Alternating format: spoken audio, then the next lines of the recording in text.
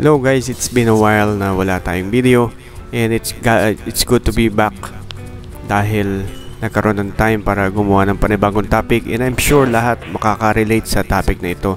Pasensya na Chambercads, mayroon na po tayong trabaho ulit and malimit na lang makapaglaro at makapag-shoot ng video.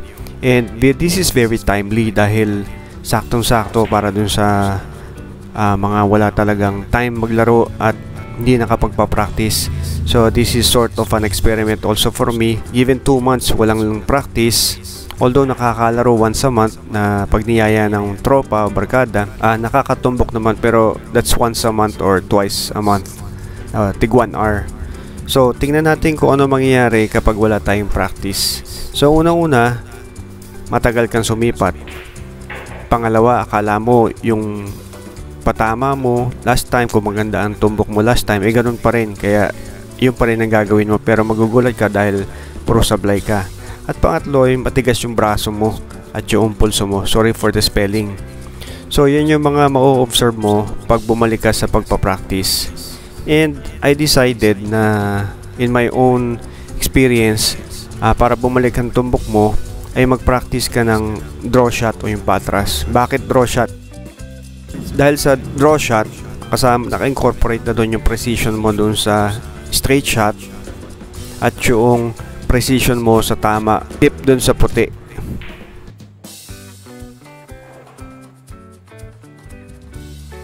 Guys, dun sa mga susunod na videos, yun yung mga drills na nakatulong sa akin. In just 2 days ay medyo nagbago yung tira ko. So hindi pala ganun kadali na magpa-atras ng bola coming from a 2 months no practice. Kasi yung akala mong patama, hindi pala yun doon. At yung akala mong pulso mo ay ibang-iba na pala. Pero gusto ng isip, iba yung response ng katawan mo, ng kamay mo, ng mata mo, at ng pulso mo. So ang kagandahan sa may video ay makikita mo kung saan ka nagkamali. So the following day, ma-assess mo, mag-take notes ka kung ano yung babaguhin mo, kung yung stance mo ba o yung stroke mo, yung bridge mo, kasi napakalaking bagay din pala yung bridge dito.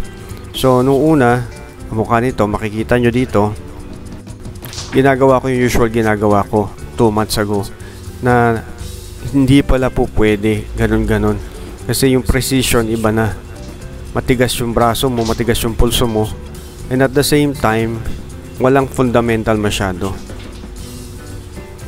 Yan, nakachamba lang ako dun. So guys, i-fast forward ko to kasi ito medyo puro sablay ito eh.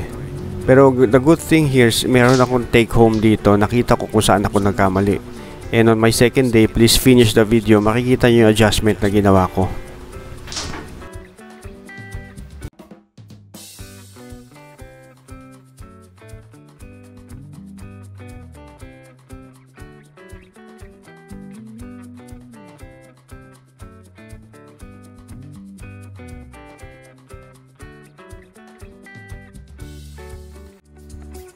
At guys, dahil puro sablay ako, so I went back to basic. Sabi ko nga, balik sa basic.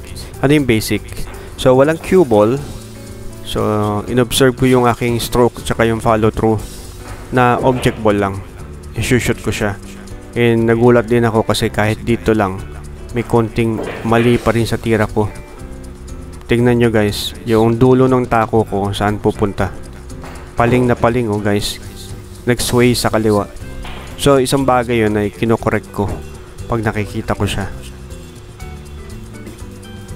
In-observe ko din yung grip ko, yung paghawak ko dun sa bat, na napakalaking factor guys. So kung wala kayong coach at nakikita nyo na parang may mali, i-observe nyo yung stance nyo, fundamentals nyo, follow through, at saka yung hawak nyo sa bat. Kita nyo yung follow through, yun, nag-adjust ako dun. Ngayon, bumalik uli ako dun sa ginawa kong drill 1. Ano yun? Yun yung may mayroon ng cue ball. Kita nyo, ibang-iba dun sa tira ko noong una. Tas dito, na-incorporate ko na yung konting atras.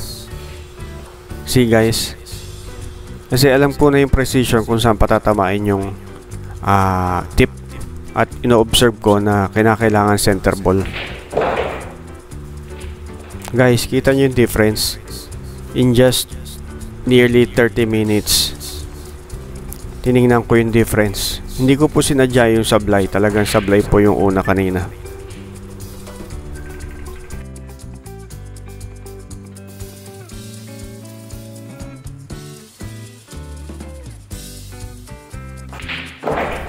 So guys, ang dami kong natutunan dito sa 1.5 hour na to.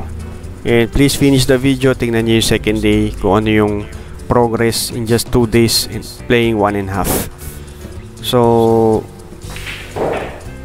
nakakalaro naman po within 2 months ng once a month. So pag in-invite nung yung mga kaibigan, siguro mga 2 hours. Pero syempre laro na po yun, wala na yung practice doon. Pero yung practice talaga, yung mga pro nga po 6 to 8 hours nagpa-practice a day. Meron nga isang nagsabi na thankful siya, naka third place pa sa Euro Cup. Pero ang practice lang niya is 1.5 hour a day o 90 minutes. Lalo pa tayong mga hindi talaga full time sa bilyar, part time lang talaga, as in part time, na naglalaro lang pag may time dahil busy sa trabaho kung saan man. So it's very important itong video na ito na malaking tulong o malaking kaalaman na ganun pala.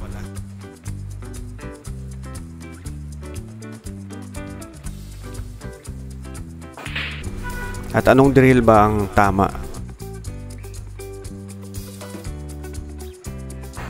Ayan, kamukha niyan. Mayroon na akong dissenting paatras dyan. Well, watching this video saves time para sa inyo na mag-experiment pa, mag-isip pa kung ano yung nangyari sa tira nyo, kung paano babalik yung tira nyo, ang tumbok nyo.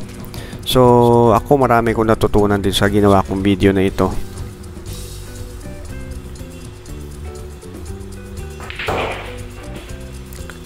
Laging basics lang guys, basic lang ang susi. Ang gandahan sa gauge, ang gauge ng pag-assess ng tumbok, ako for me is yung pagpapaatras. Kasi andyan na yung precision sa cue ball, andyan yung precision sa center ball. Kasi pag hindi center ball ang tira mo, paling yung atras mo, hindi rin papasok yung object ball.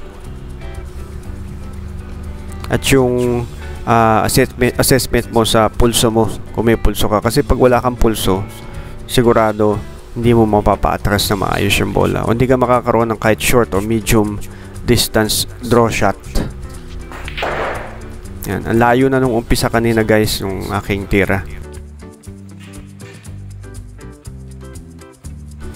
Kung naiinip kayo sa video na ito guys, tingnan nyo, i-forward nyo doon sa bandang huli. Andun yung second day ko. Anong difference noong tumbok ko ng first day, coming from 2 months walang laro, versus doon sa second day. So ganun lang kabilis. Kung makakalaro kayo ng 8 hours first day, mas maganda. Pero ako kasi po medyo talagang busy, so siningit ko lang po na makatumbok. Kaya ito yung aking video recording. Dito sa sequence na to, na-try ko muna yung malapit, tapos medyo palayo ng palayo, kung hanggang saan yung kakayanin ko magpaatras ng maayos. Ang problema po kasi yung precision sa pulso, hindi basta po puwersahin, kasi pag pinuwersa mo, it's either tumalon or mawala sa align yung tira o hindi ma-shoot yung bola. Kasi po puwersa ka dapat malambot talaga ang pulso mo. Ngayon, kung wala kang masyadong practice, hindi mo ma-ipiprecise yung harmony noong pulso at noong bitaw mo doon sa bola. Madaling sabihin guys na lambutan lang yung pulso, pitikin mo lang, i-follow through mo lang. Pero pag ine-execute mo na guys, andun yung gigil mong magpa-atras, lalong-lalo na kung beginner. Nakanasan ko na po kasi yan frustrated kang magpa-atras, so usually ang nangyayari, i-jolt mo siya or ikaw na mismo yung babatak doon sa bat mo it's a natural tendency na gawin ng isang katawan, pero usually technique talaga po eh. Ito yung second day na sinasabi ko, guys. So 1.5 hour lang din po ako dito. So again, finifeel ko, nag-incorporate ako ng backhand, ng open tsaka close bridge. Kanina may pectus na po ng ilalim kaliwa yung ginawa ko kanina, pero maganda-ganda naman po yung takbo ng bola. Kung titignan nyo guys yung condition ng cloth, kita nyo madaming himulmul na. So mas mahirap tumakbo yung bola sa ganyang tela. Ayan, medyo maganda-ganda na po yung tira ko dyan. Medyo malayo-layo na. This is a long shot, long straight shot, na sinusubukan kong paghaluin yung open tsaka close bridge. For beginners, mas maganda po yung open bridge. Basta isipin nyo lang yung white ball, isa siyang object ball na pinapa-shoot nyo sa bola. So shout out po sa lahat ng nagbabalik sa bilyar. I hope may natutunan po tayo sa video na ito. Please subscribe, like, and share lang po kung nagustuhan niyo yung video. Maraming salamat for watching.